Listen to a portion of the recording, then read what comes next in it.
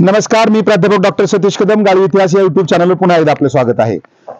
आपलं जे चॅनल आहे गाळी इतिहास, जे की आपण त्या स्पॉटला भेट देतो, अगदी अभ्यासपूर्ण अशा प्रकारची माहिती आपल्या समोर आणत असतो.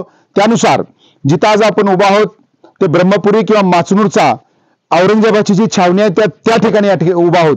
तर हा जो पाहतोय आपण औरंगजेबाने बांधलेला हा कच्चा किल्ला आहे. तर याच्याविषयी आपण या ठिकाणी माहिती घेणार आहोत. चला आपण मध्ये जाऊया की हा जो किल्ला आहे हा तात्पुरत्या स्वरूपातला किल्ला त्यानं बांधलेला आहे. तर या किल्ल्याचे जे तुम्ही अवशेष बघत आहात हे बघा, तात्पुरता किल्ला आहे. याचे अवशेष जर बघितले तर तुम्हाला निश्चितच कशाचे अवशेष आहेत तुम्हाला दिसून येईल. हा इथं पहा, आपण हा जो भाग आहे तर हे दगड कुठून आणलेत हे सांगण्याची आपल्याला आवश्यकता नाहीये. हा हेमाडपंथीचा दगड.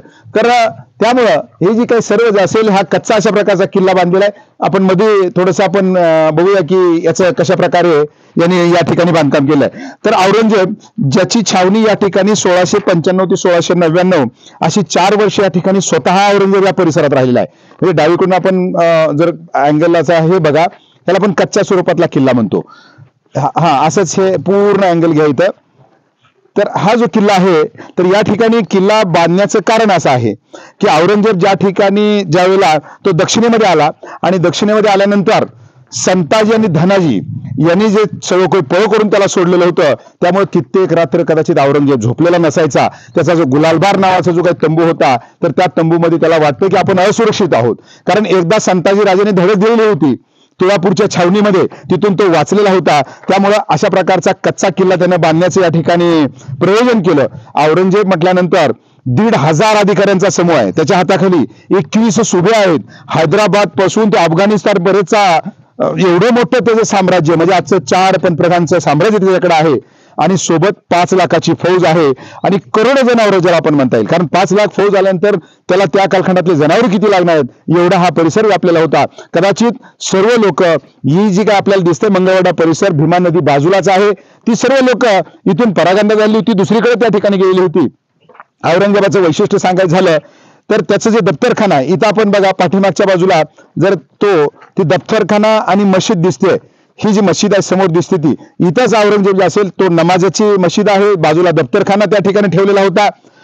या औरंगजेबाच्या दफ्तरखान्याचं वैशिष्ट्य तुम्हाला सांगतोय, 60 उंट, 30 हत्ती आणि 20 बैलगाड्या केवळ दफ्तरखान्याला त्या ठिकाणी लागायच्या. आणि त्याचं जे सिंहासन आहे त्याला जवळपास 7 बैलगाड्या लागायच्या. सिंहासन जमा केल्यानंतर ते घेऊन जायचे. तर हा जो किल्ला त्याला बांधावासा वाटला तर या किल्ल्याकरता त्यानं आपले जे काही इंजिनियर त्या कालखंडातले होते त्याचे इंजिनियर आहेत, त्यांचं नाव होतं जवाहरमल आणि हिरा. हे 2 इंजिनियर आहेत. या 2 इंजिनियरने याचा कच्चा आराखडा तयार केला आणि आराखडा तयार केल्यानंतर सांगण्यात आलं त्याला की बाबा मला आता हे बांधायचं आहे, याच्याकरता किती खर्च येणार आहे. तर त्यांनी सांगितलेलं आहे 70,000 वर खर्च होईल तर त्याच्यामध्ये पक्क बांधकाम होणार आहे. मी 1695ची तर तुम्हाला जी बातमी किंवा इतिहास सांगतोय. तर त्यावेळेला जर तुम्ही कच्चं बांधकाम केला तर त्याच्याकरता 40,000 रुपये खर्च येणार आहे.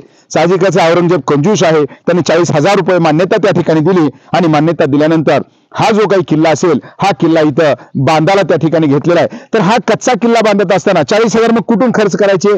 तर मगाशी सांगितलं तुम्हाला या परिसरातले जे दगड सापडतील तेव्हा ते दगड जे गडू दगड आहेत हेमाडपंथी मंदिराचे दगड त्याने घडवले किंवा आणले या ठिकाणी. आता हेमाडपंथी मंदिराचं काय केलं असेल हे मला सांगण्याची आवश्यकता नाही.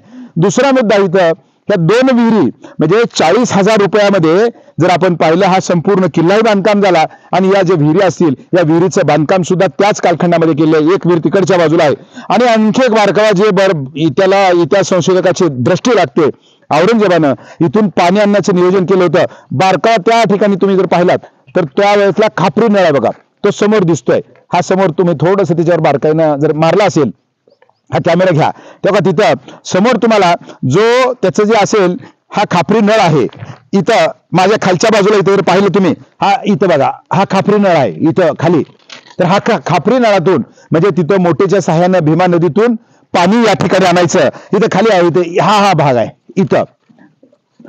तर त्यानुसार पाणी आणून या ठिकाणी या विहिरीमध्ये सोडलं जायचं. अशा प्रकारच्या 2 विहिरी आणि जो बाकीचा जो असेल 2 विहिरी आणि बाकीचा जो परिसर असेल हा 40,000 मध्ये बांधकाम त्या ठिकाणी पूर्ण झालं असं इथं म्हटलं जातं. त्यानुसार औरंगजेबाचं वास्तव्य हे बऱ्याच वेळेला इथं म्हणजे राहिलेलं आहे. फक्त इथून तो जाणार आहे कधी एक तर नमाजाच्या वेळेला, मग नमाज 2 ठिकाणी त्यांना पडलेला आहे. एक तर इकडे मंगळवेढ्याला जायचं आहे, दुसरं सोलापूरला नमाजाच्या वेळेला किंवा नमाजासाठी जायचा, अन्यथा इथूनच कारभार चालला. तर या जागेचं वैशिष्ट्य आपल्याला काय सांगता येईल की हीच ती जागा आहे की इथून थेट अफगाणिस्तान, काबूल, कंदहार, दिल्ली, आग्रा या संपूर्ण प्रदेशाचा कारभार जो असेल या परिसरातून चालला. म्हणजेच इथं आपल्याला ही एकंदर 4 देशाची राजधानी म्हणून सुद्धा या माचनूरच्या किल्ल्याकडे आपण पाहू शकतो, जिथे औरंगजेबानं कारभार केलाय. आता दुर्दैव काय आपल्याला म्हणता येईल, औरंगजेबाचं इथं वास्तव्य राहिलं 4-4.5 वर्ष वास्तव्य राहिलं. 1695 पासून ते 99 पर्यंत राहिलं.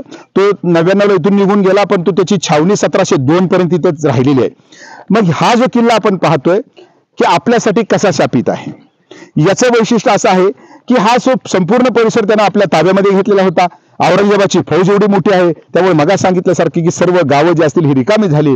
आणि बाजूला घोडेश्वर नावाचं एक ते एका घोड्याच्या तबेला जो होता, जिथं आपण बेगमपूर नाव दिलं होतं, घोडेश्वरला बाजूलाच आहे, तर तिथं त्यानं घोड्याची छावणी केली होती. मात्र आपल्याला याच्यामध्ये पाहत असताना एक दुर्दैवाची बाब किंवा आपल्याला एक वेगळी भूमी म्हणून सुद्धा याच्याकडे पाहता येईल. छत्रपती संभाजीराजांच्या पत्नी आहेत येसूबाई साहेब, त्यानंतर शिवरायांच्या पत्नी सकवारबाई साहेब यांच्यासोबत जवळपास 150 माणसांचा ताफा, मराठी माणसांचा ताफा इथं राहिला, ज्याच्यामध्ये स्वराज्याचे छत्रपती शाहू महाराज हेही या ठिकाणी राहिले आहेत. म्हणजेच आपल्यासाठी फार दुर्दैवाचं अशा प्रकारचं ठिकाण आहे की जिथं आपल्या संभाजीराजे किंवा शिवरायांची जी पत्नी असेल यांना इथं अटक करून या परिसरामध्ये ठेवलं होतं. हे सुद्धा आपल्यासाठी महत्वपूर्ण आहे. दुसरा, संभाजीराजांचे दासीपुत्र मदनसिंग आणि माधवसिंग हेही याच्यामध्ये या ठिकाणी राहिलेले आहेत.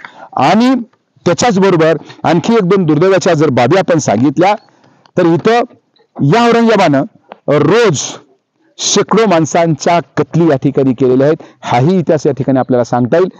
कारण का की इथं शिक्षा दिली जायची, त्याचा मृत्यूदंडाची शिक्षा ठोठावली. त्या मृत्यूदंडामध्ये इतिहासामध्ये त्याची कमी नोंद लोक घेत आहेत.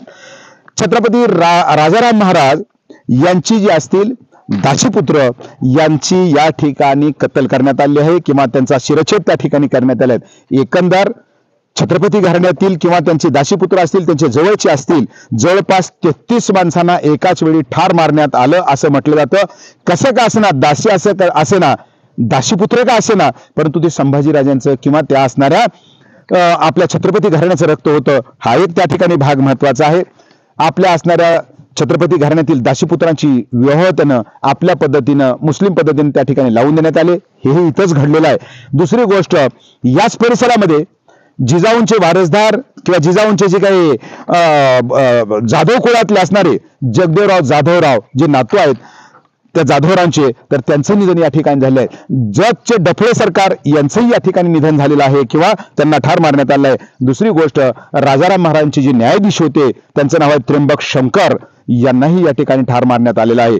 आणि सर्वात महत्वाचं जे असेल, जो औरंगजेब ज्यांना भेटतोय, कदाचित छत्रपती शिवरायानंतर जर औरंगजेब भेटला असेल तर तो आहे संताजी बाबा घोरपडे यांना. संताजी बाबांना ज्यावेळेस तिथं या डोंगरामध्ये महादेवाच्या मारण्यात आलं आणि ज्यावेळेस इथं औरंगजेबाला सांगितलं की इथं संताजी बाबा ठार झालेले आहेत, त्यांना सांगितलं मला विश्वास बसत नाही आहे, संताजींचं जी शीर असेल माझ्याकडे घेऊन या. तिथून मिरवत संताजी घोरपड्यांचं जी शीर होतं, डोकं होतं, या ठिकाणी आणण्यात आलं आणि आदेश देण्यात आला, जिथं जिथं आपली फौज आहे त्यांना सांगा संताजी मिळले, आता चिंता करू नका. तेच ठिकाण आहे की जिथं औरंगजेबानं मागवलेलं होतं. तर अशा रीतीनं ही जी छावणी आहे आपल्यासाठी अतिशय शापित अशा प्रकारची छावणी आहे. इथूनच पूर्ण 4 देशाचा कारभार चालला. ही छावणी म्हणजेच काय की आपण इथं पाहतोय ते माचनूरचा कच्चा किल्ला जिथं औरंगजेब राहिला आणि अशा प्रकारची छावणी बांधून घेतली. हा व्हिडिओ आपल्याला कसा वाटला निश्चितच सांगा. आवडल्यास शेअर करा, लाईक करा आणि आपल्या कमेंट सुद्धा द्यायला विसरू नका. पुन्हा एकदा धन्यवाद.